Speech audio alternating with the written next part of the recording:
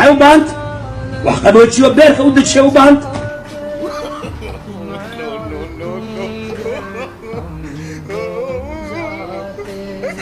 sheekay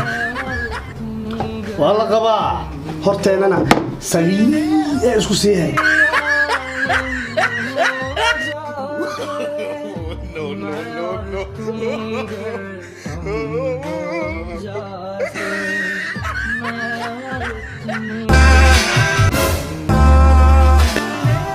maxay u baahant wax qaboojiyo beerka u dajiyo u baahant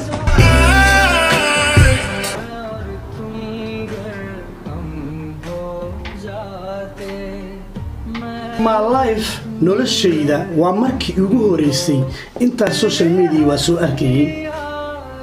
gabar le waa la qabaa oo ninkii iyada qabay ka duubayo kaliya caynkaan oo kala in my entire life gabadha gurigaaga marka laga soo wato oo nin xareysto gabadhaas waxay qaadaa 5 qof sharaftooda number 1 habeed sharaftiisa number 2 walaalaha iyaga la dhashay sharaftooda number 3 ehelkeeda number 4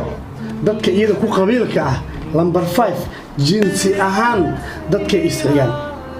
hadda gabadhan runtii aan shalay u sheegay ee iyada anfacaysay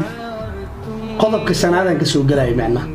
aabaheed ma ahayn walaalkeed saxa oo la dhashay ma ahayn ehelkeeda qof kamid ma ahayn qabiilkeeda qof kamid ma ahayn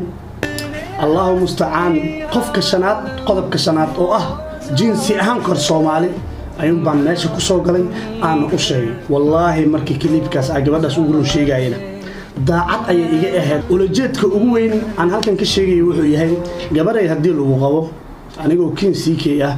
hadii aan ku arko muuqaal adiga gacantaada isaga duubtay oo adiga TikTok iskentay waan ka falcelinayaa waayo adiga iskeenay qofna kuma soo qasbin hablaha kale aniga ma haysto laakiin gabdhaha marwooyinka ah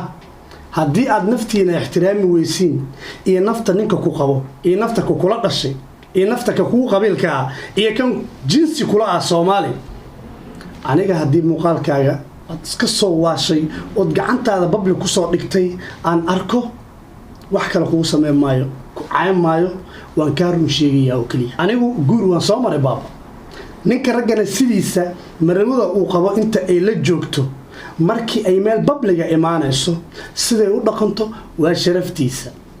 siday u dhaqanto waa isaga sharaftiisa haddii ay noqoto marwo xishoota dadka markay ku dhex jirtana laga dareemo in la qabo igaar way abuu meel kastuu ka qanciyay warmaan wadeynaa ukaadi xagee u cararaysaa fariintan qaado haddii aad tahay marwo fadlan naftaada iyo nafta ninkaaga iyo anagoo walaalaha ahba na ixtiraam markii aad imaanaysid public intaasan tala ahaan kuu siinayaa haddii aad ixtiraami weysid reactionkayga dhexdiisa aa lagugu ixtiraam